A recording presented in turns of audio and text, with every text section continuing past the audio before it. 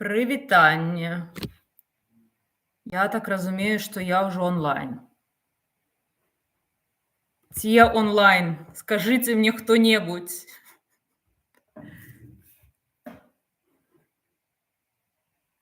Ці што-небудзь працуе?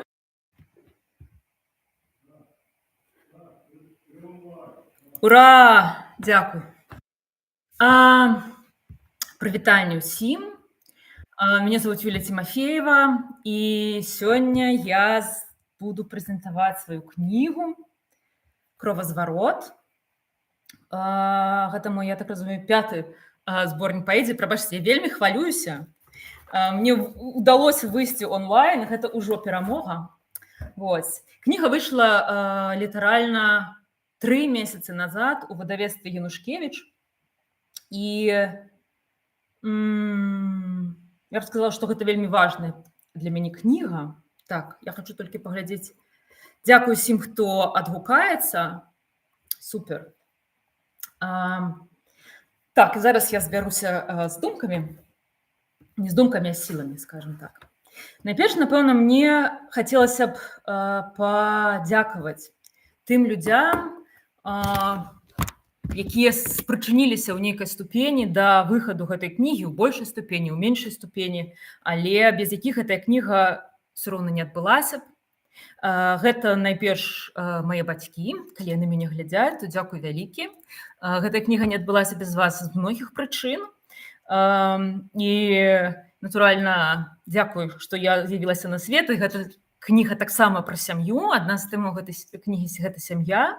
Але таксама дзякуючы размовам з маімі бацькамі, дзякуючы іхнім успамінам, часам дадумванням, успамінам пра ўласнае дзяцінства, успамінам пра нашых родных, пра дзядоў, якіх і бабуль, якіх ужо няма на гэтым свеце, пра прадзяду, пра бабуля. Таксама дзякуй маім цёткам, якія таксама са мной пагаварылі і расказалі пра тое, якой была гісторыя маёй сям'і да таго часу, як я з'явілася на свет. Да і пасля таксама.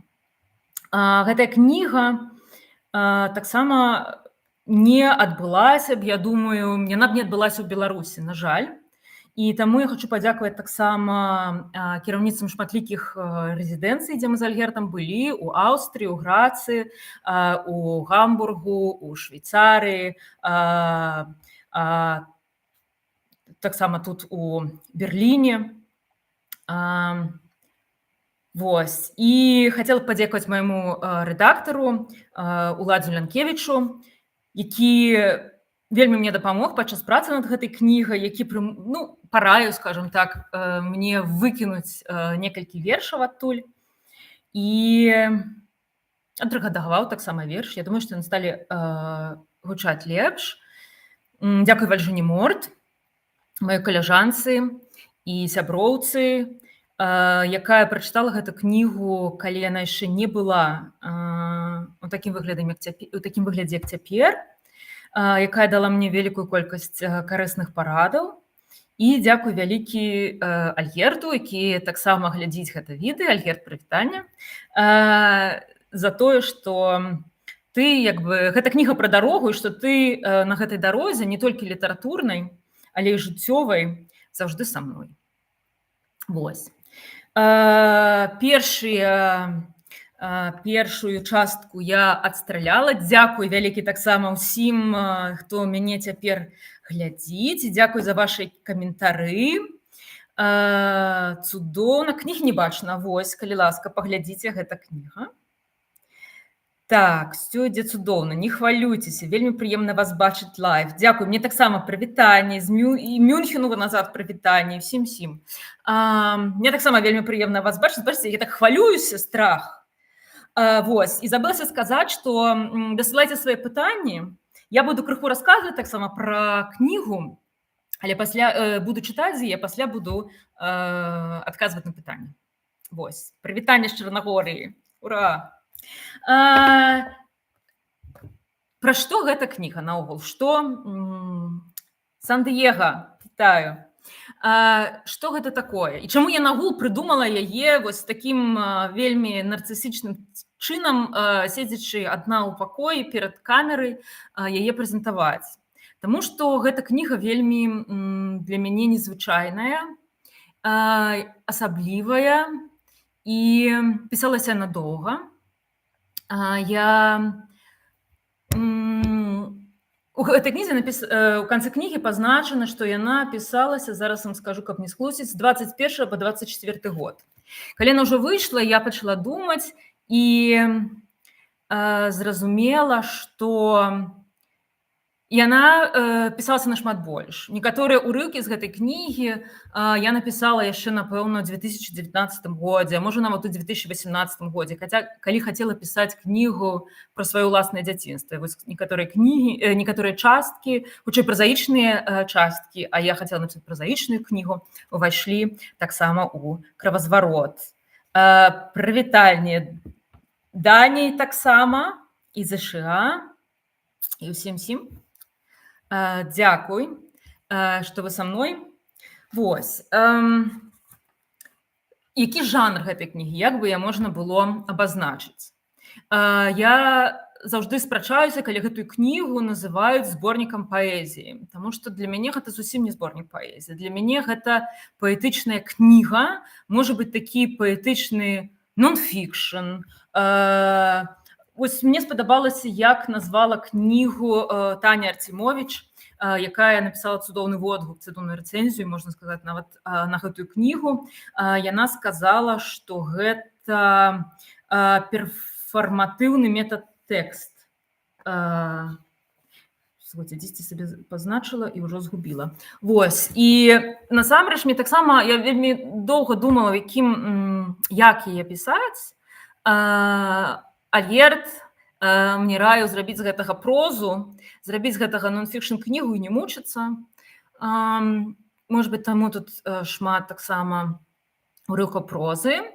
Я спрабавала не мучыцца, як кажуць, але ўсё роўна мне атрымалася толькі паэзія. Пісаць празаічную кнігу у мяне не выходзіла. Вось. Але гэта гісторыя, і я расказваючы пра гэту кнігу, насамрэч, калі яна толькі выйшла, я яе баялася, як часам я баюся сваіх кніг. Вось там было пытанне, мне таксама, як я стаўлюся да сваіх вершаў, мінулых, цяперашніх. Я часта баюся сваіх кніг, таму што я не ведаю, што з імі рабіць, як з імі абыходзіцца. Вось і калісьці я баялася вельмі кнігу памылак, маю самую першую кнігу. І гэту я таксама баялася. Я не ведала, як пра яе расказваць, што гэта. Цяпер, мне падаецца, я крыху, прэзентаваўшы ўжо некалькі разоў, я крыху для сябе вызначыла, што гэта за кніга. Я знайшла для сябе формулу. І мне формула гучыць так. Гэта асэнсаванне ўласнага імігранцкага жаночага досведу праз прызму родавай памяці. В прынцыпе, кніга, яна расказвае пра маю сям'ю, але таксама, канешне, расказвае і пра мой досвед. Пра мой досвед дзявочага сталення, жаночага жыцця і, канешне, імігранцкі досвед. Што значыць аказацца фактычна не зусім па сваёй волі, скажу, я ніколі не хацела з'язджаць з Беларусі. Мы з Альгертам вельмі часта на гэтую тэму спрачаемся і спрачаліся. Ён любіць расказваць, як 13 годзе мы з ім сустрэліся, і я сказала, што я не паеду з ім у Нямецчыну. І таму ён застаўся ў Менску, застаўся са мной, і мы пражылі 7 шчаслівых гадоў. Вось. Таму для мяне гэта іміграцыя ўсё-такі не зусім вольная, і кожны дзень я таксама ўспамінаю Менск і думаю пра Беларусь. Вось. І аказаўшыся спачатку ў Аўстрыі, пасля у Швейцарыі, пасля ў Нямецчыне, у Гамбургу, у Берліне, пераязджаючы ўвесь час, а таксама выступаючы вельмі шмат, вандруючы, хутчэй так, па літаратурных справах, мне хацелася неяк сабраць нанова сябе, сабраць сябе з мігрантскага канструктара. Вось кніга, якая выйдзе, кніга з калажамі і вершамі, яна таксама прысвечаная імігрантскаму гэтаму досведу, і там ёсць адзін верш пра тое, што ты мусіш сябе кожны дзень складаць з мігрантскага канструктару. Мне хацелася аднавіць гэтую ідэнтычнасць там, дзе я ёсць цяпер, то бок у Нямецчыне. І я думала, я шукала нейкія зацэпкі, што мяне звязвае з Нямецчынай. Аказалася, што гэтых зацэпак, гэтых вузельчыкаў, як я пішу ў прадмове, нашмат больш, напрыклад, у маёй сям'і, чым з Нямецчыны мяне больш як бы такіх сямейных вузельчыкаў, чым з Польшай, да прыкладу.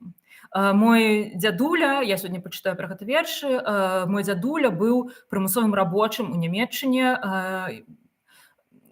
калі яму было 16 гадоў. Сястра майго іншага дзеда таксама была адпраўленая на прымусовыя працы у Нямецчыну, вывезеная. Мой дзед удзельнічаў у Другой сусветнай вайне, але не на тэрыторыі Нямецчыны. Але ўсё адно гэта была вайна, распачатая Нямецчынай. Вёска з Пярыжа, пра якую я тут пішу, была акупаваная, як і вёска Новыя Юркавічы, іншая вёска, мая родавая вёска, пра якую я пішу. Я сама была чарнобыльскім дзіцём, напрыклад, і таксама была ў Нямецчыне. Гэты досвед я ўсё-такі вырашыла пакуль не ўключаць у кнігу. Мне яго яшчэ неяк трэба асэнсаваць. І мае бацькі вучылі нямецкую мову, напрыклад, у школе, у сваёй вясковай школе. Тады дзеці ў вёсках часам вучылі нямецкую мову, напрыклад, а не ангельскую. Вось, і таму я шукала гэтыя сувязі і такім чынам прыйшла да ідэі гэтай кнігі. Вось, зараз я бачу пытанне, я адкажу на яго пазней. Так, Ханой на сувязі, прывітанне. Прывітанне з Вены, з Прагі, ура, з Аўстрыі. Цудоўна. Прывітанне, дзякуй вялікі сябры, што вы са мной. Вось поўная кнігаўка набілася на наш эфір YouTube. Я бачу, што 31 чалавек. Может быть, я крыху яшчэ раскажу пра структуру гэтай кнігі. Яна складаецца з 3 частак. Я сюды нават напісала прадмову, але, может быть, пра гэта я крыху скажу пазней. Тут ёсць прадмова, уступ і 3 часткі. Першая называецца «Яны», другая «Яна», а трэцяя «Я». Яны – гэта частка, якая у большай ступені, канешне, цалкам пра маю сям'ю. Першы верш у гэтай кнізе, гэта верш, скажем так, з 1923 года. Усе вершы ў гэтай кнізе маюць такую назву, яны маюць імя, далей месца і далей год. І вось першы верш у гэтай кнізе пачынаецца у 1923 годзе і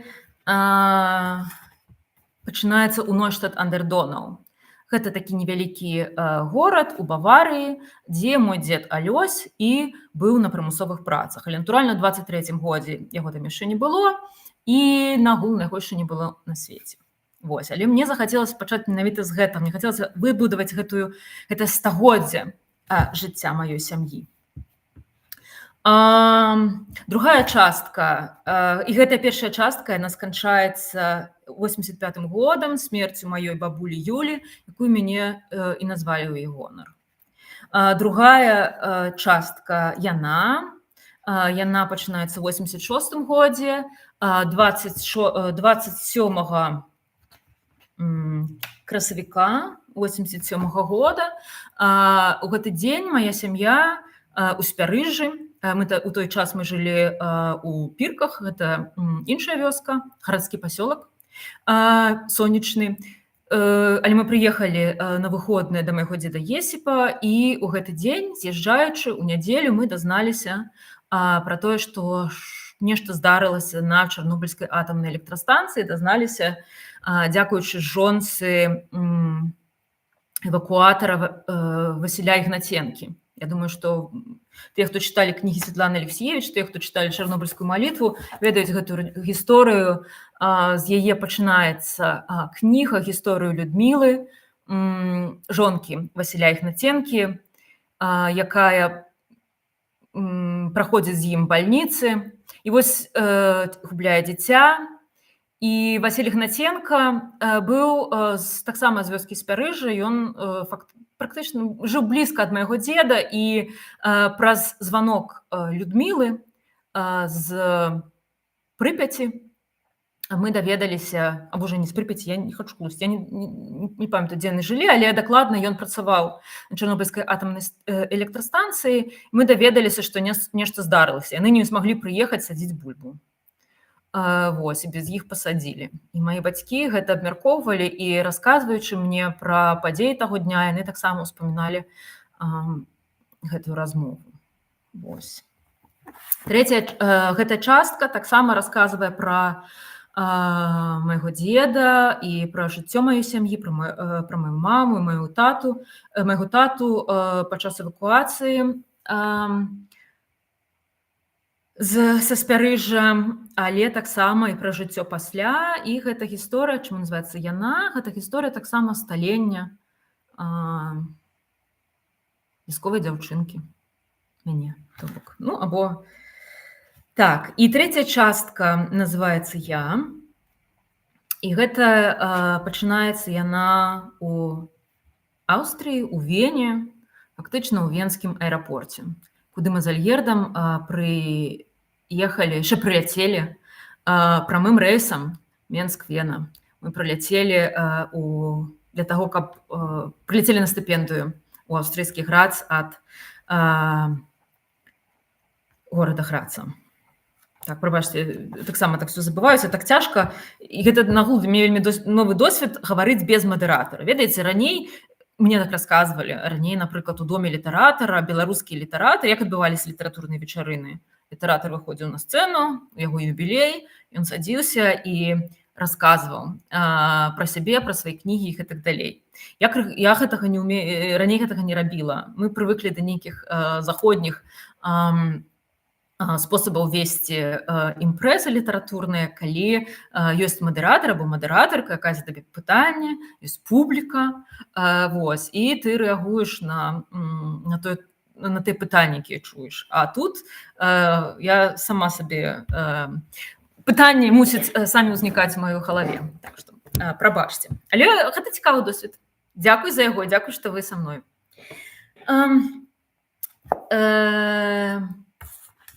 Таксама крыху, можа быць, пра тэмы гэтай кнігі. Я ўжо сказала, што гэта такая асэнсаванне майго досведу і спроба выбудаваць ідэнтычнасць.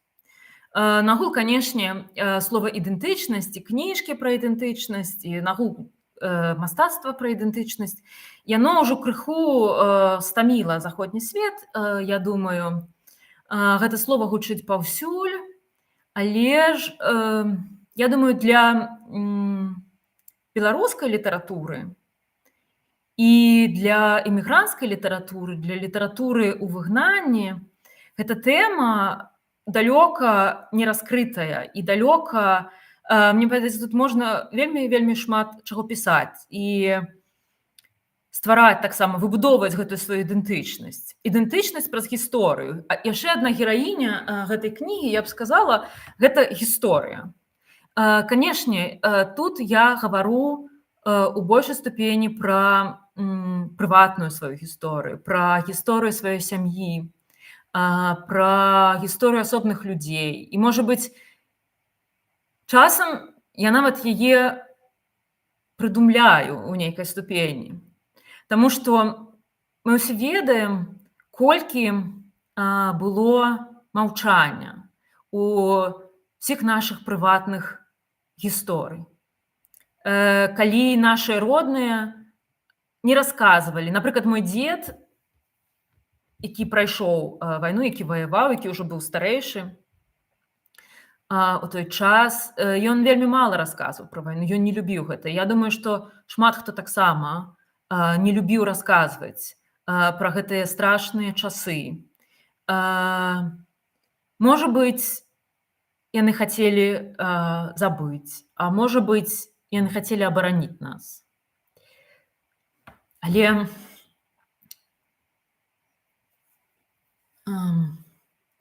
гэта таксама стварала пэўныя пустоты, на месца якіх прыходзіла зусім іншая гісторыя.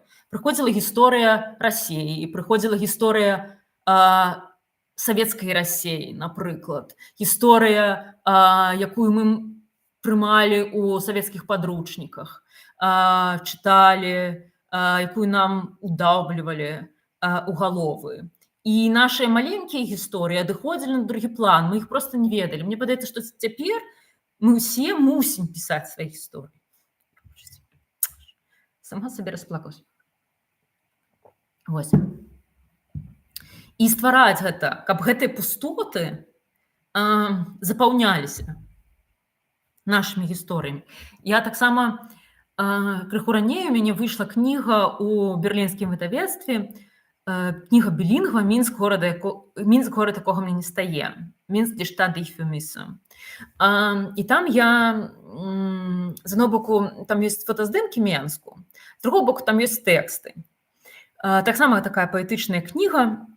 Я там пішу, што Менск – гэта горад, якім вельмі шмат пустаты. І гэтая пустата, я зразумела гэта, калі пачала яго фатаграфаваць. І гэтая пустата, яна не толькі звязаная з тым, што вельмі шмат будынкаў было разбурана, не толькі з тым, што там, што ў Менску такія шырокія, напрыклад, праспекты, вуліцы. Але гэта таксама прагалы гісторыі, гэта таксама, напрыклад, габрэйская спадчына, якая сышла фактычна, стала небачнай, скажам так, таму што зніклі яе носьбіты, яны былі проста забітыя, або яны з'ехалі. І гэтыя гісторыі не былі расказаныя. І вот Сергей Шупа тут таксама вітаў. Дзякуй вялікі, Сергей, што ты таксама займаешся.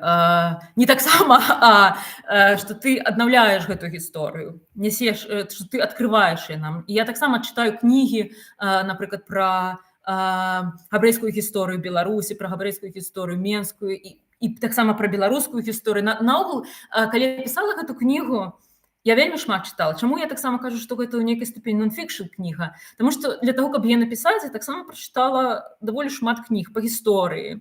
Па гісторыі Беларусі, але не толькі па гісторыі. Я чытала нейкія дакументы, звязаныя таксама з лёсам прымусовых рабочых у Нямецчыне. Чытала нават па-нямецку, хаця кепска валодала нямецкай мовай. Таксама ёсць, звярталася ў архівы. Ёсць у мяне адна гісторыя пра той самы горад Нойштадт-ан-дер-Донау у Баварыі, дзе мой дзед Алёсь быў прымусовым рабочым.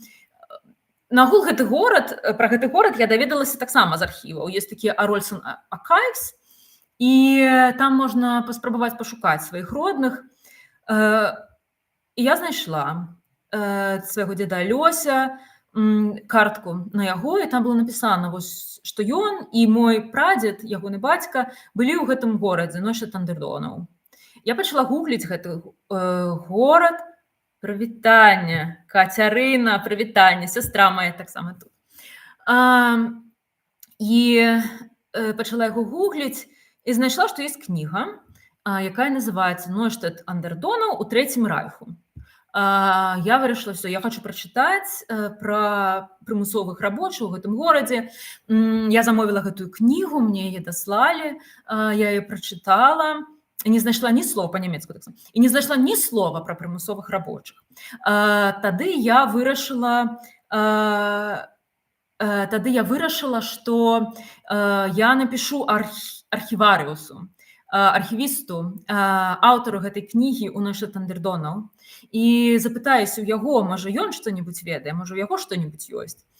І ён мне адказаў, я напісала на мэйл, і ён мне адказаў, што гэтыя карткі, якія я знайшла, што гэта ён іх калісьці ў 90-е гады даслаў, і больш нічога ў яго няма, і вось ён даслаў мне яшчэ некалькі фотаздымкаў гэтага горада. Вось такая гісторыя. І, дарэчы, пазней мы з Альгердам паехалі ў гэты горад, мы паехалі ў Нойштадт-ан-дер-Донау, і адна з тэмаў гэтай кнігі «Кровазварот», чаму ён таксама зварот, таму што я таксама вярталася ў гэтыя месцы. Мы з Альгердам з'ездзілі ў Нойштадт-ан-дер-Донау і паглядзелі, як усё там. Мы ні з кім не сустракаліся. Я не пісала больш гэтаму архівісту. Мне падалося, што ён не надта хацеў бы пра штосьці са мной гаварыць, і в прынцыпе, калі ён нічога не згадаў у кнізе пра Трэці райх, пра прымусовых рабочых, там, напэўна, яму не хочацца гэта ўспамінаць. Вось. І нагул гэтая тэма прымусовых працаў, Zwangsarbeit, як гэта будзе па-нямецку, не паўсюль у Нямецчыне гучыць, скажем так. Напрыклад, у Шлезвіг-Гольштайн мы з Альгертам сустракалі помнікі, мы сустракалі таксама нейкія знакі, але гэта прысутнічае далёка не паўсюль. Вось. О, Лявон, прывітанне! Лявон Вольскі. І прывітанне... Так, прывітанне Інна Валіцкая. Мюнхеншчына ладзіцца. З Менску. Прывітанне. Прывітанне ўсім. Вось. Я ўжо так шмат гавару, давайте я ўжо прачытаю, правда? Таму што мне ўжо сорамна, што я гавару, тут нейкія потокі свядомасці льюцца. І я...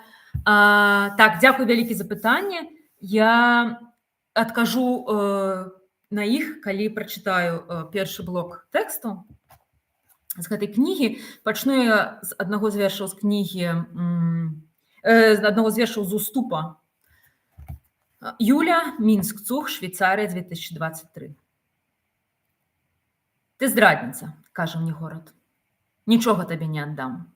Ні прыпухлых вачэй фіялак, ні апошніх пацалункаў пастарэлай кошкі, ні тваіх, ні напісаных тут кніг. Усё застанецца са мной. У гэтай маленькай кватэры, у гэтым зялёным раёне, дзе п'яныя песні суседзяў б'юцца аб сцены і дзвынькаюць асколкамі па дварах. Іх я таксама табе не аддам. 6, куленепрабівальны завулак. 7, куленепрабівальны завулак. 8, куленепрабівальны завулак.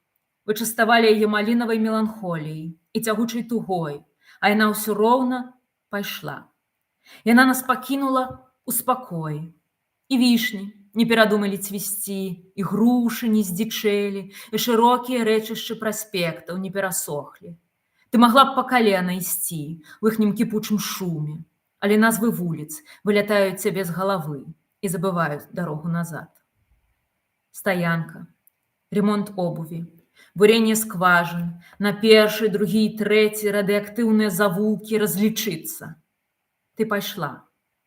Ты забрала з сабой толькі белае радыё памяці. І няхай у навушніках няўцешна выюць старыя хіты. Гэта музыка больш не твая. Так. Зараз маленькі ўступ да першай часткі. Яны. Хусткай маўчання накрытая рошчына маёй гісторыі. Хтосьці даўно выпек свой хлеб. Хтосьці даўно з'еў свой хлеб. Хтосьці ўсім раздае свой хлеб. А мо яшчэ цеста, дзесяцігоддзямі настоянае, маркотнае цеста, забытае цеста. Можа, і няма таго цеста, можа, пад бабінай хусткай ужо толькі сохлая корка, а не гісторыя. Але і з яе я напяку мучных птушанят з разынкавымі вачамі, з мядовымі галасамі. Вось, пабачыш. Дзякую за ваше пытанне. Я хацела зараз паказаць вам, першы верш у кнізе у раздзеле «Яны», напісаны па фотаздымку. І мне хацелася паказаць вам таксама гэты фотаздымак. Аказваецца, YouTube дае такую магчымасць. Таму я яго пакажу. Выведу на экран, а сама вам прачытаю. Або не выведу на экран.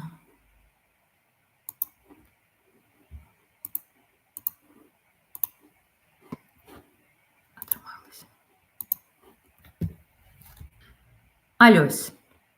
Нойштадт ан дер Донау, Веймарская рэспубліка, 1923. Невядомы фотограф. У засені пад каштанамі, між чорнага лісця шарэе кветень, зрабіў фотаздымак баварскага дома на рагу вуліцы герцага Людвіга. Трохпавярховы, угору цягнецца накрыты цёмнай лускою дах, Гатычны надпіс «Гастхоф Цурпост» сцірае бледнай рукой сонца. На лаўцы перад домам хлапчук, закінуўшы нагу, пад пахаю трымае штосьці здалёк нябачнае. Ні твар ягоны не разгледзець, ні сілуэт мужчыны ў сурдуце ля аркі побач. Маўчанне і напружанне і травень. Мой дзед яшчэ не нарадзіўся, яшчэ не плакаў у драўлянай люльцы, яшчэ ні кроплі не выпіў. З грудзей сваёй матулі тэклі. Яшчэ ні слова не сказаў. Але гісторыя яго ўжо чакае на гэтай Адольф Хітлер штрасе гадоў праз 20.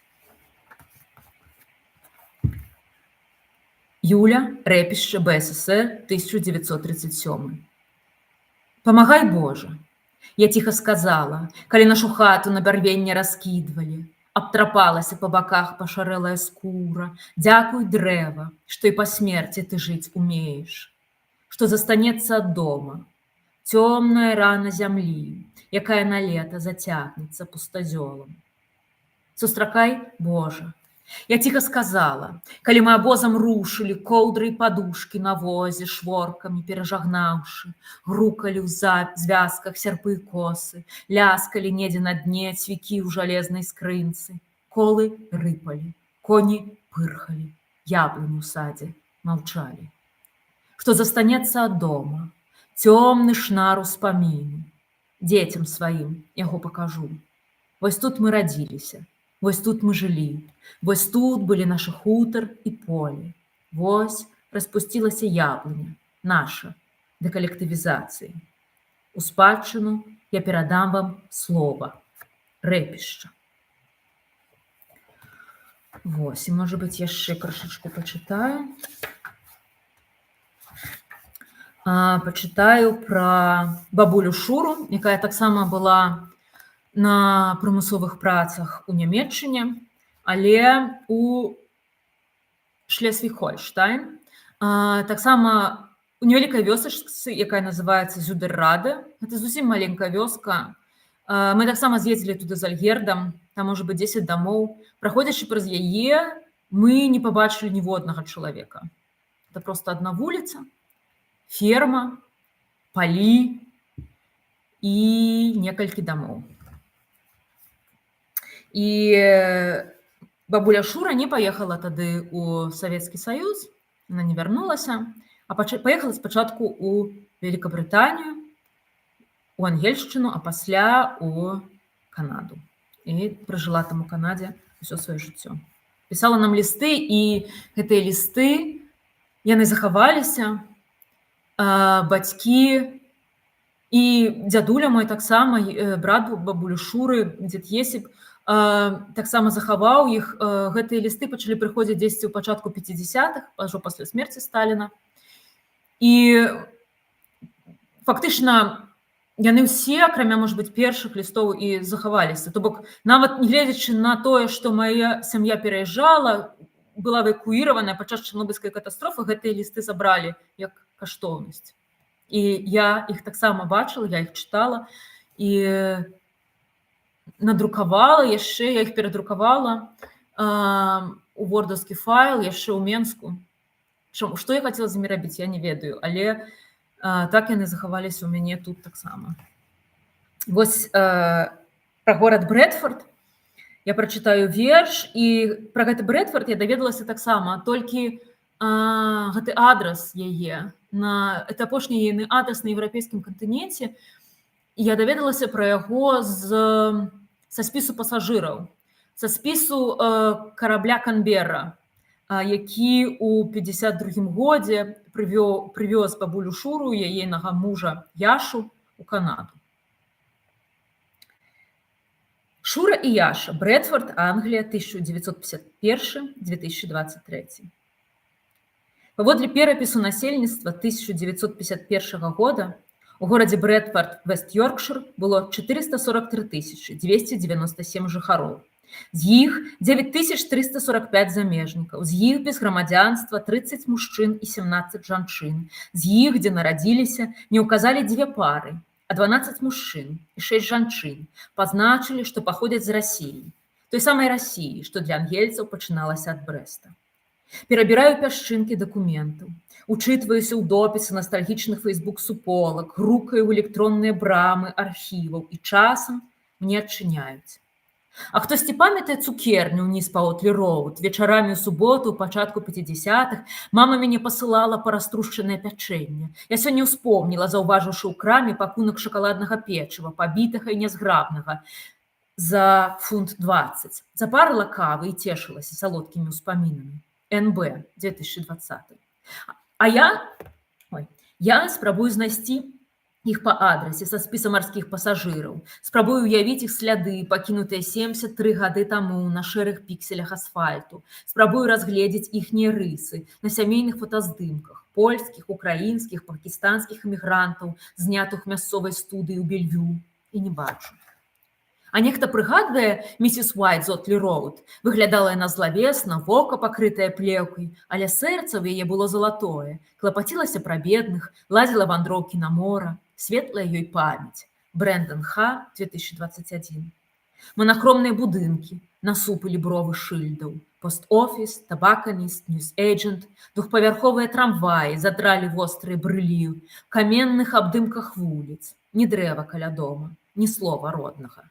А хтосьці памятае фіранкі на дзвярах ад скрызняку? А хтосьці памятае нашы беласнежныя туалеты на вуліцы? А хтосьці памятае дзявочую школу Лапаш, дзе вучылася моя цётка? А хтосьці памятае марозіва містера Сміта, самае смачнае на раёне?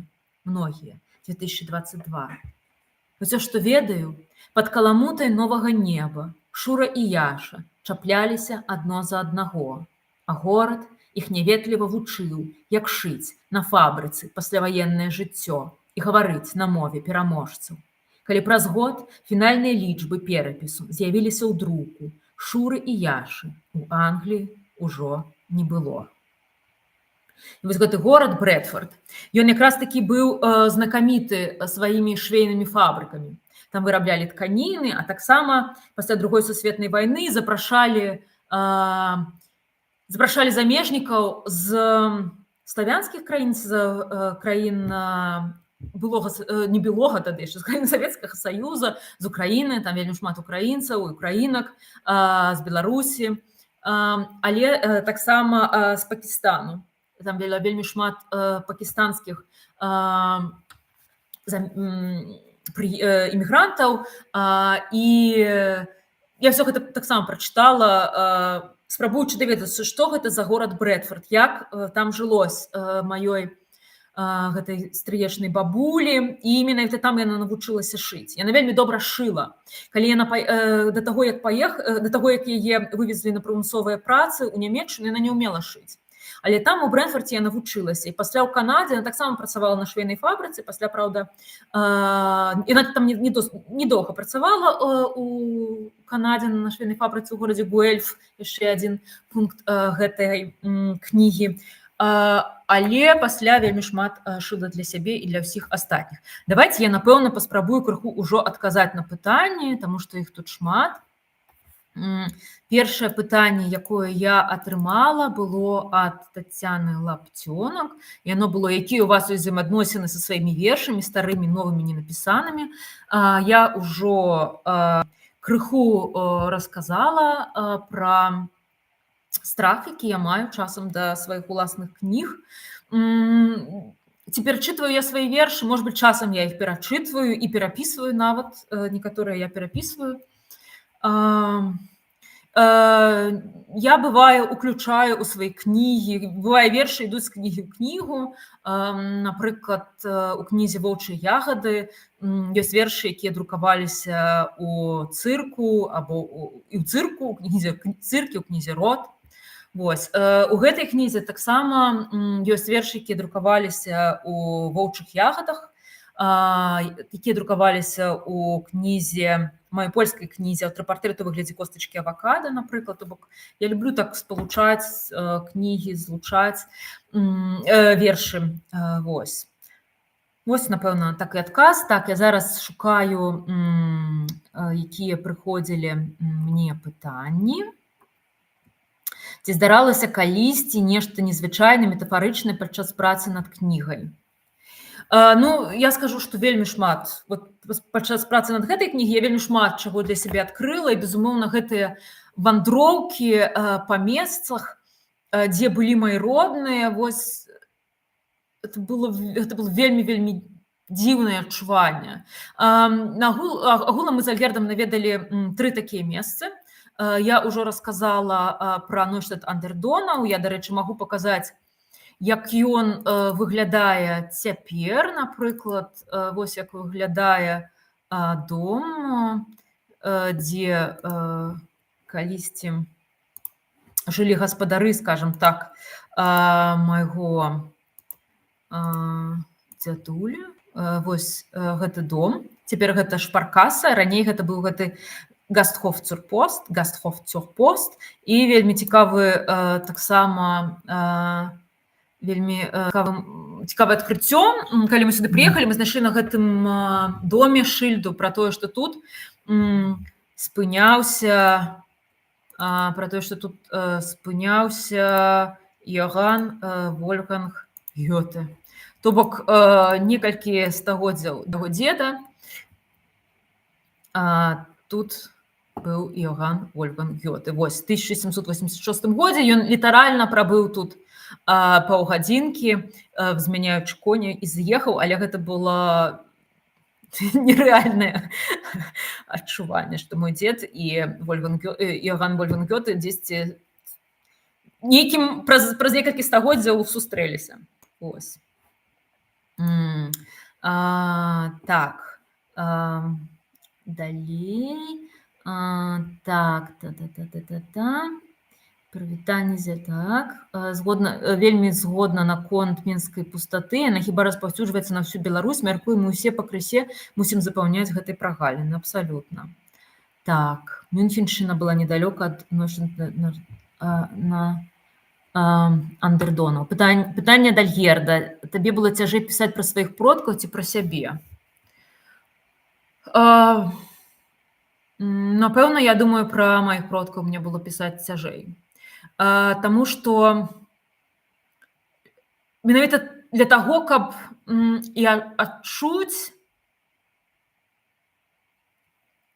неяк улезці ў іхнюю скуру і зразумець, што яны адчувалі. Я чытала так шмат кніг таксама. Чытала кнігі пра калектывізацыю, пра рэпрэсіі, пра сялянскае жыццё. Ёсць цудоўная кніга з вуснымі гісторыямі пра сялянскае жыццё, таксама пра перасяленне, пра эвакуацыю, беларуская кніга. Вось усё гэта я чытала. Чытала таксама пра жыццё прымусовых рабочых, як ім было, як яны ехалі. Таму што мне гэта ўжо ніхто не можа расказаць пра гэтыя цягнікі або пра гэты канцлагер. Таму што паводле сямейнай гісторыі дзядуля спачатку быў у нейкім канцлагеры, дзе шмат хто памёр, а ён выжыў, таму што нейкі немец даваў яму хлеб. І як гэта было? Мне трэба было прачытаць шмат і нават паглядзець фільмы для таго, каб зразумець, што гэта было такое. Вось. Таму я думаю, што хутчэй пра продкаў. Вікторыя Бацалева. Вітаю з Брэста. Прывітанне. Ёсць пытанне. Ці не было жадання далучыць у кнігу выкарыстаныя падчас даследавання фотадакументы? Было жаданне. Дакументы я, дарэчы, выкарыстала. Тут ёсць некалькі дакументаў. Лісты гэта таксама ў нейкай ступені дакументы, але ёсць, напрыклад, анкета. Анкета для тых, называлась «Опросный лист для возвратившихся на родину из германской неволі». Ён быў, наколькі я прачытала, ён ужо быў для тых, хто ўжо прыехаў, але такая была як пераклічка. І хутчэй за ўсё ў 46-м годзе іх таксама раздавалі, і мой дзедалёсь, тут я не напісала, за тое, што ён быў на прымусовых працах у Нямецчыне, таксама быў адпраўлены ў лагеры на будоўлю, нейкія шахты. Я не магу зразумець, дзе знаходзяцца гэтыя шахты. Я гэтага не знайшла. Пазней таксама, то бок ён быў яшчэ рэпрэсаваны за тое, што быў на прымусовых працах. Безумоўна, гэта не унікальны выпадак, гэта проста было вельмі часта так у Беларусі. І вот гэты дакумент «Опросны ліст для возвратившихся на родину». Я яго цалкам сюды перанесла, ён для мяне гучыць як верш. Таксама я выкарыстоўвала вось верш, які прачытала пра Брэдфорд. Гэта, безумоўна, я крыху змяніла, але гэта такая размова ў Фейсбуку, у Фейсбук-суполцы пра горад Брэдфорд, дзе людзі ўспамінаюць гэтай вуліцы. Отлі Роуд ужо не існуе у горадзе, у Брэдфордзе, і людзі толькі ўспамінаюць і адно з адным дзеляцца, як яна выглядала ў 50-х гады, 60-е гады і так далей. Так.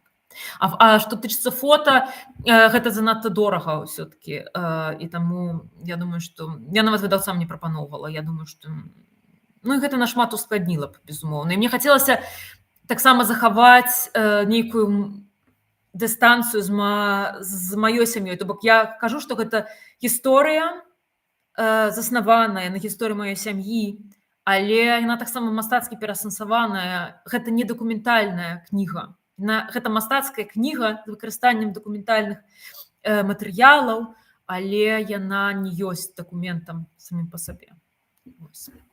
Дзякуй за пытанне. Якія найбуйнейшыя лакуны паміж беларускай мовай і іншай мовай у вашай кнізе? Ці ёсць у кнізе спроба паяднання шматнацыянальнай метабеларускай мовы? Ці знайшліся нейкія словы, формы, аказіналізмы? Найбуйнейшыя лакуны паміж беларускай мовай і іншай мовай у вашай кнізе. Можа быць, я не зусім разумею гэта пытанне, але калі я пісала, безумоўна, перада мной стаяла пытанне, на якой мове перадаваць словы, напрыклад, маіх бацькоў, аповеды маіх бацькоў або маіх цётак. Гэта не зусім... Часам гэта руская мова, або гэта... Можа быць, не зусім чыстая руская мова, гэта трасянка, напрыклад. І калі б я ўводзіла сюды трасянку, то гэта быў бы зусім іншы эфект. Мне гэтага не хацелася. Таму лісты, напрыклад, з Канады, бабуля пісала, в асноўным, гэта была руская мова, але я іх пераклала на беларускую мову. Мне все-таки не хацелася на мове, на гэтых асаблівасцях беларускай мовы засяроджваць увагу, але тут, безумоўна, ёсць нямецкая мова. У апошні часы тут ёсць нямецкая мова, як знак таго, дзе я знаходжуся, і нямецкая мова мяне цяпер акружае, і таму я шмат туды яе ўставіла. Але мая сям'я в асноўным гаворыць у гэтай кнізе па-беларуску. Гэты ліст, гэты дакумент, гэты апросны ліст я пакінула па-руску, таму што гэта такая мова дзяржавы савецкай. Вось. Вось так, напэўна. Каця Пекерыня, ты кажаш пра маўчанне ў сям'і, ці здаралася з табой адваротна, няпрошаная веда пра нешта, калі табе апявалі, а ты змагаешся з пачуццём, лепей бы я гэтага ніколі не пачула. Так, было такое падчас адной размовы. Мне расказвалі нейкія такія рэчы, можа быць, якія б я і ведаць не хацела, але я іх не ўключала ў кнігу. Безумоўна. Вось. Так. Але нічога такога, можа быць, занадта страшнага мне не расказвалі. Шмат што, ў прынцыпе, і забылася, на жаль. Так, Тацяна К. Добры дзень. Як вы адчуваеце пасля напісання гэтых вершаў, калі параўнаць да і пасля? Нагул вельмі балючы для мяне быў працэс напісання гэтай кнігі з розных прычын, не толькі з творчых, але, можа быць, і з нейкіх каля літаратурных, калі ты не ведаеш, каму гэта ўсё патрэбна, навошта ты гэта робіш, гэта ніхто не будзе чытаць, і ніхто... Навошта гэта ўсё? Гэта было вельмі часта, вось, на жаль. Я вельмі радая, што нарэшце кніга атрымалася, але часам мне таксама бывае балюча чытаць гэтыя вершы, зноў вяртацца ў гэтую кнігу, зноў успамінаць, што я пісала, як я адчувала і так далей. Нагул, так, гэта ў мяне заўжды такая праблема, калі баліць падчас вяртання тыя самыя тэксты. Так, нядаўна перачытаў прозу як беларускую і расійскую з перыяду эміграцыі, было проста жахліва разумець, наколькі ўсё падобна да нас зараз, ці не маеце падобныя адчуванні, калі чытаеце паэзію прозу 20-х. Так, безумоўна, нагул, як бы, гэта мяне і наштурхнула на тое, каб напісаць сваю кнігу пра маю сям'ю. Пра вось гэта стагоддзе маёй сям'і, 20-е гады, вот тое, што вы кажаце, можа быць, вы больш кажаце пра гарадскую, скажам так, паэзію і прозу, прозу, может быть, рэпрэсаваных або тых, хто з'ехалі. Моя сям'я паходзіць з вёскі, з Брагеншчыны, там літаральна гэта дзве вёскі, можа быць, якія знаходзяцца вельмі блізка адна да адной, і падаецца нам, што вясковыя жыхары заўжды беларусы, заўжды былі прывязаны да сваіх гародаў, да сваіх хат, нікуды не з'язджалі. Але калі вось так азірнуцца, то аказваецца, што вялікая гісторыя іх выштурхоўвала пастаянна кудысьці. Гэта бежанства у першую сусветную вайну, гэта калектывізацыя, калі людзі толькі добра абжыліся на сваіх хутарах. Вось Рэбішча, гэта быў хутар, пра які я пішу, абжыліся на сваіх хутарах, і тут іх ужо зганяюць з калгоза, і зноў зганяюць з гэтага месца.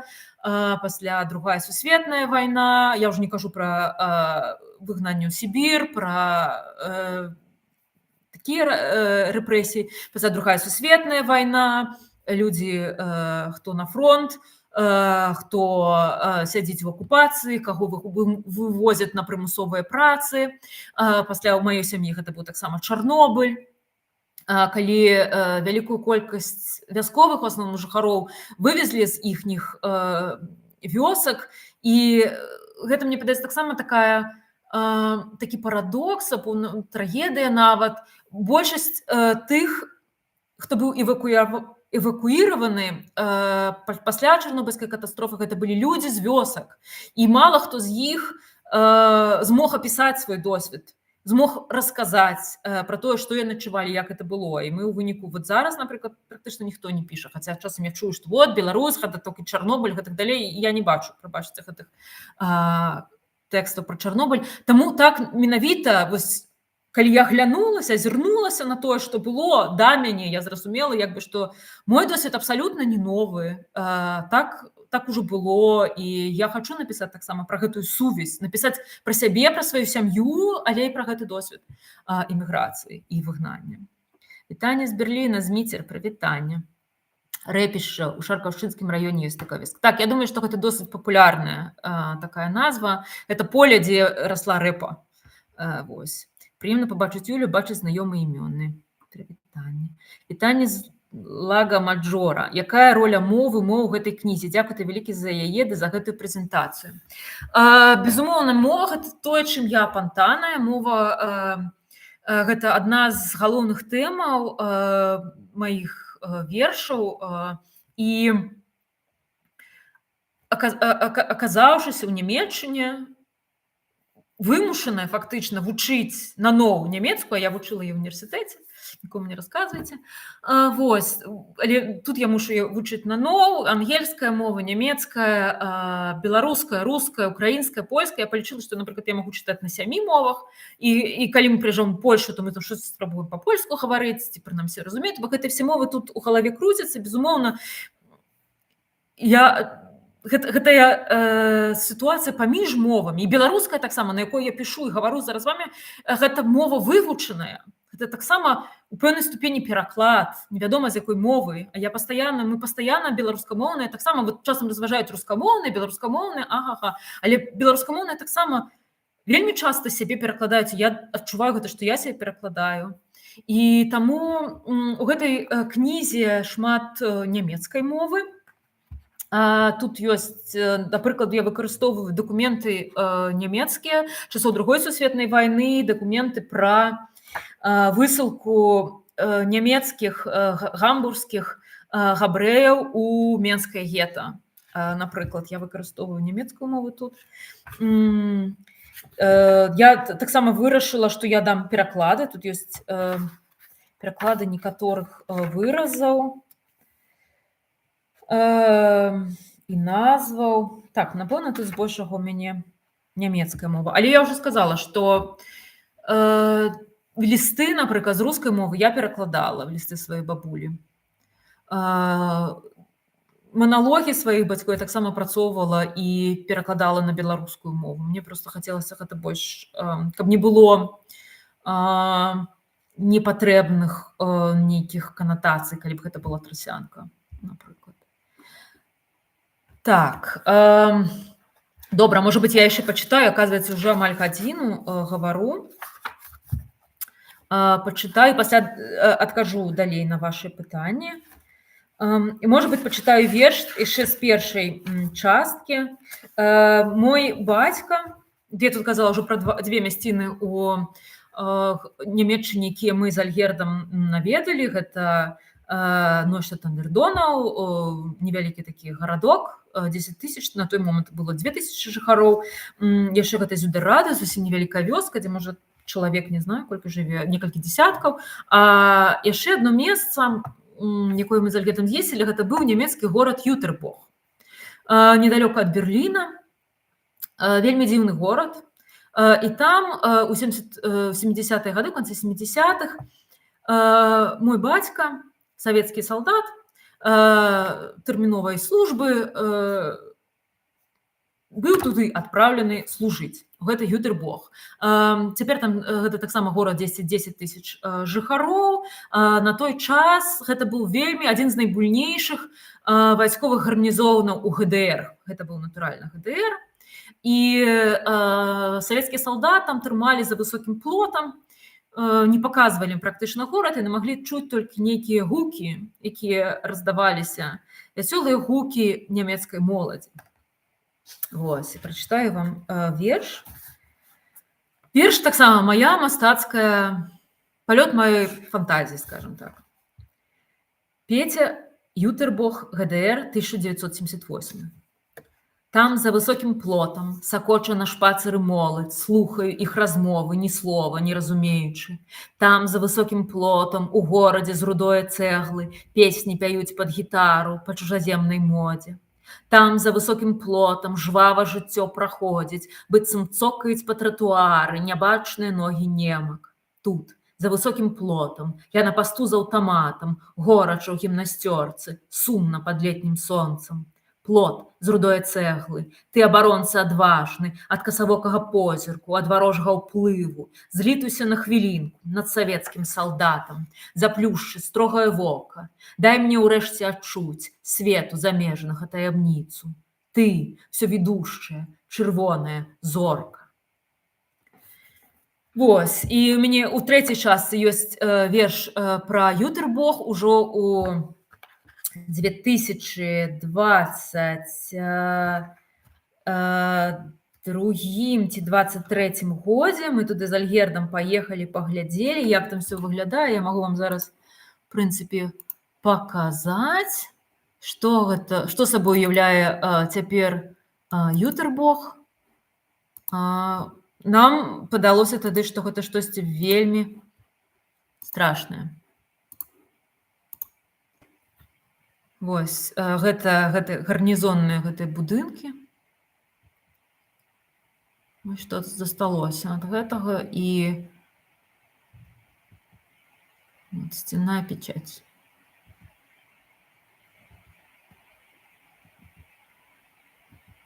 Вось гэта чырвоная зорка.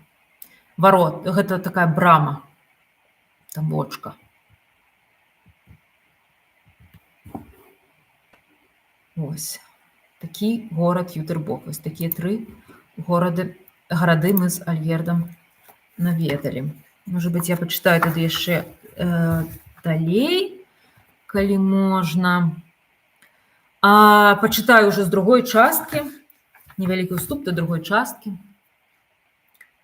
Сплятаю сваю гісторыю за шмоцця, з рыззя, з лахманоў, з няроўных латак памяці, з валасоў чорных, русых, сівых, з немаўлячага пуху дзядуль і бабуль апошняга ўздыху, з гузікаў, з нітак, з бліскучых паперак, з-пад салодкага канфекта. Карамелька ўдараецца аб штучную сківіцу і аплывае асалодай.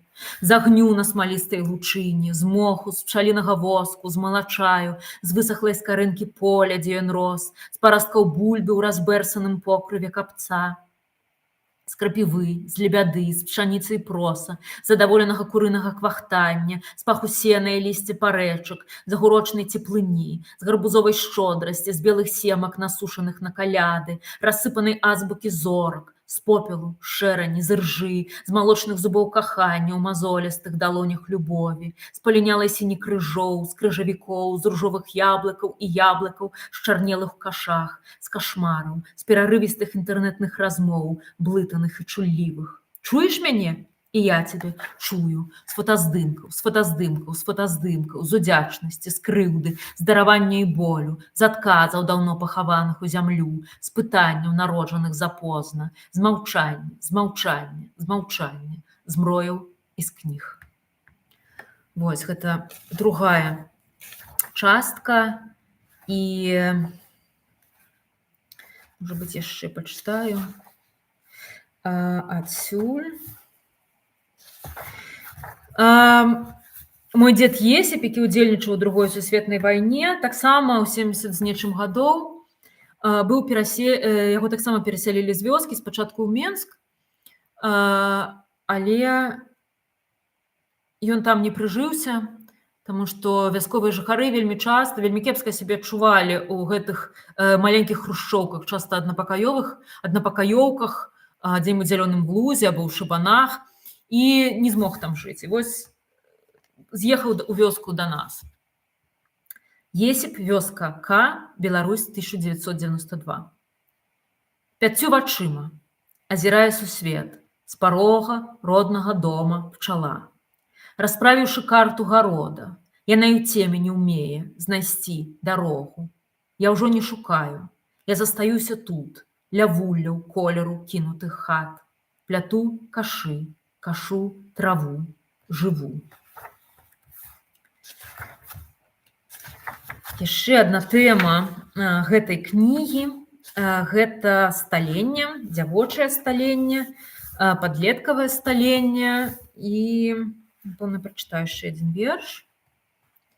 Верш ужо часоў, калі мая лірычная гітар-гераіня па імені Юлія ўжо вучылася ў лінгвістычным універсітэце, але на лета прыязджала да бацькоў у вёску. Юля, вёска К, Беларусь, 2001. Вясковае лета, дзея як зелле.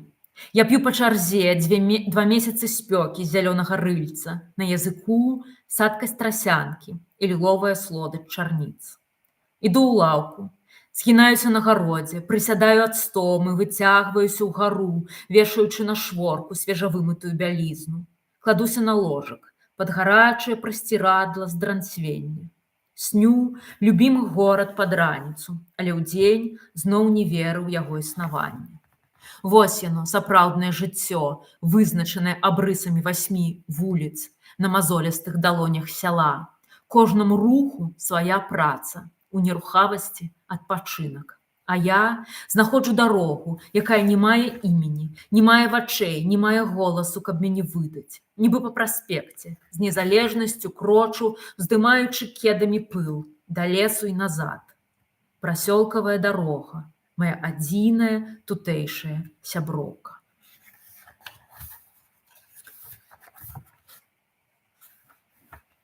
І пра вёску Спярыжжа, з якой нас выселілі, безумоўна, як толькі стала магчыма, а гэта стала магчыма дзесьці ў сярэдзіне 90-х,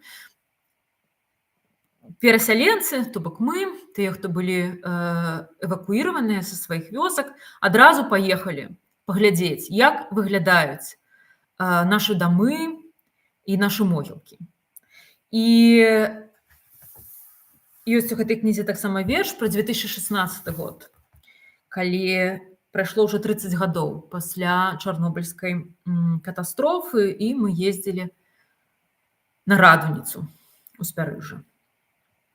Юля, Тома, Петя, Спярыжжа, Беларусь, 2016. Лясы звярам, палі пустазёлу, хаты дрэвам, а могілкі нам. Лясы звярам, страх іх выліняў і згніў у яловых палатах.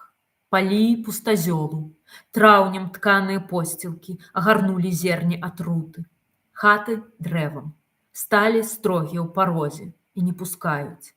А могілкі нам. Крыжы, сінія жоравы радзімы, вы, мой вырай. Вось. Напэўна, на гэтым я спынюся Вам яшчэ не надакучыла? Можа, ўжо трэба заканчваць гэта ўсё? Я, канешне, яшчэ пачытала. Не ведаю. Ну, 35 чалавек ёсць, добра, тады будзем працягваць. Ці гэтая кніга гэта таксама свайго роду хрысціянскі погляд на гісторыю сям'і і таму, ці з'яўляецца ў кнізе высокі біблейскі стыль і агульны градус пісьма? Дзякуй за такое пытанне і веру ў мяне. Не ведаю, што вам адказаць. Напэўна, магчыма, той, хто... Магчыма, вернікі пабачылі б тут хрысціянскі сэнс. Можа быць, я асабіста, пішучы, яго не ўкладала. Але, безумоўна, гэтая кніга адкрытая для розных прачытанняў, хрысціянскіх, верніцкіх і гэтак далей. І таму я думаю, што гэты сэнс тут можна знайсці. Так, вялікі дзякуй за гэтую сустрэчу. Спадзяюся, будзе такая ж прэзентацыя найноўшай кнігі. Калажнай кнігі? Можа быць, мы нават кудысьці да вас туды блізка і прыедзем з папяровымі асобнікамі. Распавядзі, калі ласка, пра пераклады кровазвароту. Інна Валіцкая мне кажа. Ну, пакуль пра пераклады, можа быць, гэта гучна сказана, але я думаю, што можна сказаць, уже можна агучыць, што я спадзяюся, выйдзе пераклад на нямецкую мову. Ціна Вюншман, якая, магчыма, тут прысутнічае, прынамсі яна была. Ціна Вюншман перакладае кнігу «Кровазварот» на нямецкую. Спадзяюся, гэта кніга пабачыць свет у Нямецчыне, а можа быць яшчэ дзе, пакуль не ведаю. Вось. Тацяна, Юля, вітаю. Падкажыце, тая частка, якая напісана пра вас, гэта рэфлексія і фіксацыя стану ў пэўны момант жыцця. Наколькі я разумею, ці вы пісалі гэты момант, ці потым азіраліся і ўспаміналі сябе? Тут як бы дзве часткі, вось тая, дзе яна, гэта маё сталенне, таксама жыццё ў Менску, сустрэча Альгерда. Я б сказала, што гэта мастацкая кніга, то бок тут я сама сябе прыдумляю. Я прыдумляю таксама сваю гераіню, безумоўна, грунтуючыся на ўспамінах не толькі нейкіх падзей, на ўспамінах свайго самаадчування, але таксама на дзённікавых запісах. Я вяла дзённік з досыць ранняга ўзросту, скажам так, і люблю перачытваць таксама свае дзённікі і разумець, што я адчувала пэўны момант жыцця, і вось на гэтым я засноўвала, як бы сказам, таксама свае вершы ў гэтай кнізе. Ці вы ўжо адрэгаваную патэсцілі кнігу на сваяках ці сябрах з ужо адрэдагаванай версіі, якія былі водгукі ад блізкіх сяброў? Так, моя мама прачытала кнігу, спадзяюся, што і тата таксама. Мне было вельмі страшна, як яны адрэагуюць на яе, таму што, безумоўна, гэта была мастацкая кніга, і я пераасэнсоўвала тое, што яны мне расказалі, але, падаецца, кніга спадабалася. Вось мама, прынамсі, мяне хваліла і казала дзякуй. Так што... І, у прынцыпе, ад сяброў я чула таксама пазітыўныя водгукі. Можа, людзі баяцца, калі гэта блізкія сябры, сказаць штосьці негатыўнае, але пазітыўнае мне казалі. Мне вельмі ўразіў верш Юля Гамбург «Германец 2023». Восень скопваю чужы сад. Дзякуй, вялікі Александра. Я крыху баюся чытаць гэты верш таксама, таму што ён, можа быць, не так всё, і кажуць, адназначна. Гэты верш, можа быць, я яго прачытаю. У Гамбургу у нас з Альгердам была кватэра, у нас был невялікі сад. Я, праўда, там садзіла расліны. Так што мы так вот пераходзім да трэцяй часткі, можа быць, не так паслядоўна, але я прачытаю гэты верш. Юля Гамбург, «Германец 2023». Увосень ускопвае чужы сад. Саджаю чужое насенне ў чужую глебу, паліваю пытаннямі. Якое значэнне для зямлі мае нацыянальнасць? Ці разумеюць цыбуліны тюльпанаў мою мову як імперскую? Ці не адмовяцца ўзысці нарцысы, уторкнутыя рукой грамадзянкі краіны суагрэсара? Ці засінеюць урэшце гронкі мышынага гіяцынту, як беларускі пашпарт? Ці не закісне мая самаробная клумба ад гэтых скаргаў? І о дзіва, яны ўсе прачынаюцца на прадвесні і махаюць зялёнымі ручкамі. Шаноўныя кветкі, дзякую за давер. Каб расцвісці, вам не патрэбныя ні віза, ні дазвол на працу. Будьце ж і вы удзячныя. Вось такі верш. Далей наступнае. Сяржук Задунайскі. Дзякуй за такі кранальны аповед пра свае перажыванні ў трэцяй частцы. Чаму Кемніц зрабіў на вас такі цяжкі ўплыў? Ну, Кемніц на мяне не зрабіў такі цяжкі ўплыў. Мы з Альгердам там пражылі не так шмат, мы пражылі крыху больш за месяц. Гэта была стыпендыя у музеі Гунценхаузера, такая вялікая збор карцін, такая вялікая галерэя з карцінамі. Гунценхаузер гэта быў такі калекцыянер нямецкі, які сказаў, што ён падорыць свае карціны Кемніцу, калі ў яго гонар назавуць музей. Вось яны так і зрабілі. І мы жылі фактычна ў кватэры гэтага Гунценхаузера на 5-м паверсе, глядзелі на горад. Насамрэч ён там у гэтай кватэры не жыў, але як бы лічылася, што гэта яго кватэра. І ў прынцыпе пасля Граца, мы прыехалі з Альгердам туды пасля Граца, для мяне гэта наадварот было такое аблягчэнне, напэўна, таму што Кемніц для мяне быў вельмі падобны да Менску. Гэта ўсходненямецкі горад, які быў вельмі моцна разбураны, буйны, ён да Другой светнай вайны гэта быў буйны прамысловы цэнтр, быў моцна разбураны, вся цэнтральная частка была проста ў руінах, і пасля быў адноўлены ў такім вось савецкім стылі. Таму часам, гуляючы па горадзе, мы з Альгердам лавілі сябе на думцы, што вось гэта Пушкінская, а гэта там наша Мусікоўшчына і гэтак далей. Але нейкія вершы там таксама пісаліся. Можа быць, я спачатку прачытаю верш пра Грац, а пасля перайду да верша пра верша, напісанага ў Кемніцы. Юля Грац, Аўстрыя, 2022. Жыву, як на залітай сонцам паштоўцы.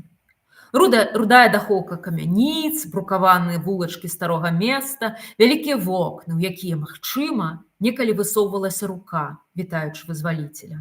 А сярод горада гара, рака, спакой і ў куточку лібы, крысы. Я дасылала падобныя ў турму, расквеціць шэрань няволі, прыгожую карцінкай. Не цесна на паштоўцы, але за яе межамі вайна і разбурэнне, агонь і грукат, пакуль далёкі. І на маім акне, перад вачыма, паштоўка іншая. На ёй заходзіць сонца над іншым горадам. Тралейбус туркусовы памахвае рагамі на прыпынку тым, хто не здолеў стаць ягоным пасажырам.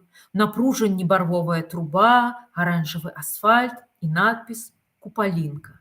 Гэта паштоўка з турмы, каб я не забывала, адкуль. Так, это была паштоўка майго брата Пятра, з турмы, мне на дзень нараджэння. Ён дастаў паштоўку бацькам, а пасля яны пераслалі яе мне ў Грац. І верш, кемніцкі верш. Юля, Кемніц, Германія, 2023. Я баюся, што дарога, якой я іду, нікуды мяне не вядзе. Што гэта тулянне будзе бясконцым, што ў мяне ніколі не будзе дому, з цяністым садам, пухнатым сабачкам і вялізнаю бібліятэкай. Ведаеш, баяцца не варта. Усе пуцявіны вядуць туды, дзе стаіць ён, твой дом. Ты яго не прапусціш, не схібіш, гараць яго шырокія вокны, вітаючы ў цемры райскага саду. Праходжай смялей. Смерць абдыме цябе, як родную, і выпіць налье з дарогі. Так, Наступны. Ідзем. Дзякуй за такі кранальны аповед пра свае перажыванні ў трэці час. Так, ты прачытала, дзе можна набыць кнігу. Вельмі важнае пытанне. Кнігу можна набыць. Кніга выйшла ў выдавецтве Янушкевіч, яе можна набыць у Янушкевіча на сайце Кнігаўка. Яе можна набыць на іншых сайтах у Польшчы.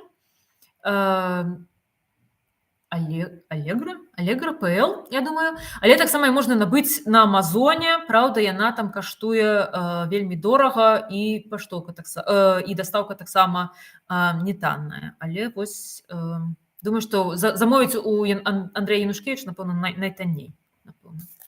Так, пакуль нічога не відаць. Ясна. Чытай. Не, сказалі. На нешта адказалі. Не ведаю, на што. Вельмі цікава. Вашыя вершы сапраўдная салода. Дзякуй, Наталья Армакова. Я патрабую працягу банкета. Пардон, трансляцыі. Добра. Яна ідзе. Дзякуй. Так. Можа быць, мы ўжо будзем, калі вы хочаце задаць мне яшчэ нейкія пытанні, то задавайце, але я не думаю, што мы будзем з вами ўжо трымацца больш за 1,5 гадзіны, мы ўжо і так гадзіну 15, я, можа быць, пачытаю яшчэ некалькі вершаў, а вы пакуль задайце пытанні, якія вас хвалююць. Заўсёды быць чужой. На кожнай галінцы, куды ты нанач мосцішся, на кожнай мове, якую п'еш, каб паразумецца. Не быць сваёй нідзе. Ні ва ўласным целе, ні на зямлі бабуль, ні ў небе вераснёвым, прапахлым востра попелам і пылам. Ты – марнатраўная дачка. Калі аднойчы за браму выскачыла і пайшла, схаваўшы страх, як хлеб за пазуху, яго і будзеш шчыпаць па крошцы. Наперад крочыць. Аглядвацца назад, ніколі не забываць, адкуль ты і што ты бачыла па той бок небакраю. Ніхто табе авечку не заб'е, ні курыцу. Ніхто цябе ў найлепшыя уборы не адзене. Ідзі, адкуль прыйшла, нават калі адсюль. Ідзі адсюль. Мне падаецца, было нешта тармазіла, так? Спадзяюся, ўжо зараз не будзе. І, можа быць, яшчэ пару вершаў. Было пытанне пра мовы, і мы з вами, я адказвала таксама пра тое, што, якую ролю ў маім жыцці граюць мовы, скажам так. І вось верш пра вывучэнне нямецкай мовы у Гамбургу. Юля, Гамбург, Германия, 2023. Пра Шанцен-парк. Па Плантен und Бломен да Каланаден я іду на свой першы урок нямецкай за 19 гадоў. Якія навіны, што новага? Пытаецца бялявая настаўніца. Азірнуўшы нашы твары, не пакідае шанса даць маху. Трэба быць пазітыўнымі, вучыць яна. Негатыву навокал хапае. Томак з Польшчы, Мехран з Ірана, Светлана з Украіны, Аміна з Сірыі, Юля з Беларусі раскрываюць падручнікі на старонцы 127 і правяраюць хатнія заданні з даданымі сказамі. Я нервуюся, калі здаю экзамен, дае правільны адказ Мехран. Я радуюся, калі сустракаюся з сябрамі, адказвае на выдатна Томык. Я баюся, калі падаюць бомбы, робіць памылку Светлана. У падручніку ж напісана: калі гляджу страшны фільм, нікому не варта псаваць настрой на занятках. Томак з Польшчы, Мехран з Ірана, Светлана з Украіны, Аміна з Сірыі, Юля з Беларусі гавораць па-нямецку, як 5гадовыя дзеці. І часам настаўніцы здаецца, што яны праўда дзеці, якіх трэба навучыць забыццю і нямецкай мове на ўзроўні B1. Ад Каланаден, па Плантен und Бломен, пра Шанцен-парк я іду са сваіх першых заняткаў, каб навярнуцца на другія, трэція і чацвёртыя. Нарэшце, сталёвым люстэрку вуліц я выглядаю тутэйшы, а значыць, чужой, як усе. І давайце я адкажу, калі ёсць пытанні, прачытаю апошні верш. Наколькі іншай была б гэтая кніга, калі б вы з'ехалі, напрыклад, у Азію? Дзякуй за столькі пытанняў, клас! Калі б я з'ехала ў Азію, я думаю, гэта была б іншая кніга, безумоўна. мне падаецца, адной з назваў гэтых кніг або пад назвай гэтых кніг я хацела зрабіць «Мая еўрапейская гісторыя». І мне хацелася расказаць, можа быць, як нідзе тут у Европе я адчуваю, што Беларусь гэта і ёсць Европа. Вандруючы з Альгердам па розных мястэчках нямецкіх, нідерландскіх, польскіх, не ведаю, куды нас яшчэ заносіла жыццё, дацкіх, шведскіх. Я разумею, што з Пярыжжа, адкуль я родам, гэта Европа.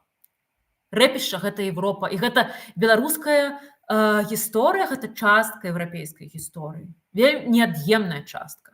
І таму гэта кніга таксама пра Европу.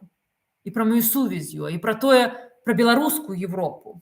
А калі б я была в Азіі, я думаю, што ў мяне было б зусім іншае адчуванне сябе, зусім іншае адчуванне прасторы і часу, можа быць, іншае адчуванне літаратуры і бачанне таксама сябе ў гэтай літаратуры. Вось, безумоўна, гэта была б іншая кніга. І я прачытаю апошні верш. Не апошні верш з гэтай кнігі, але апошні верш на сёння. Я люблю чытаць вось верш, які раней называўся «Галубятня ў Масікоўшчыне». Але я ўставіла яго сюды, ў гэтую кнігу. Безумоўна, тут свая назва. І гэтая Масікоўшчына крыху згубілася. Юля, Гамбург, Мінск, Германія, Беларусь, 2023. Памятаеш тую галубятню ў нас на раёне? Не ведаю вуліцу. Там яшчэ школа ці дзіцячы садок за агароджай. Звычайная галубятня, складзеная з металічных лістоў, фарбаваных зялёным. Птушкі на даху буркаталі як дома, пер'е раскідаўшы між белых паследкаў. Памятаеш? Мы стаялі і моўчкі глядзелі. Быў вечар. Думаю, ранні вечар нядзелі. У апусцелым двары вецер шорхаў у лісці і пахла смажаным салам суседняга дома. А потым мы далей пайшлі, за рукі ўзяўшыся. Памятаеш? Я ўжо таксама не памятаю. І ці праўда была галубятня ў Масікоўшчыне, ці можа ў зялёным лузе, і ці праўда была нядзеля, і ці праўда быў вечар, і ці праўда там нехта жыў, як некалі мы. Вось, дзякуй вялікі за вашу ўвагу, дзякуй вялікі, што былі са мною, што слухалі, што задавалі пытанне. Гэта была напраўду, не ведаю, як было вам, таму што я хвалявалася, ўсё было даволі хаатычна і крыху сумбурна. Але я вельмі радая, што гэта адбылося, што людзі з іншых краін, іншых гарадоў і іншых вёсак змаглі да нас далучыцца. Што я прачытала вам з гэтай кнігі. Яшчэ раз расказваю, кніга, яшчэ раз паўтараю, кніга выйшла ў выдавецтве Янушкевіч. Там жа на сайце кнігаўкі яе можна купіць, або калі вы ў Польшчы на Allegro.pl, або на Амазоне, або дзесьці яшчэ. Вось. Так што я буду вельмі радая вашым водгукам у сацыяльных сетках, таму што гэтага вельмі не хапае. Вельмі не хапае адчування, што тое, што мы пішам, камусьці патрэбнае. Зноў мне падаецца, я завісаю. Але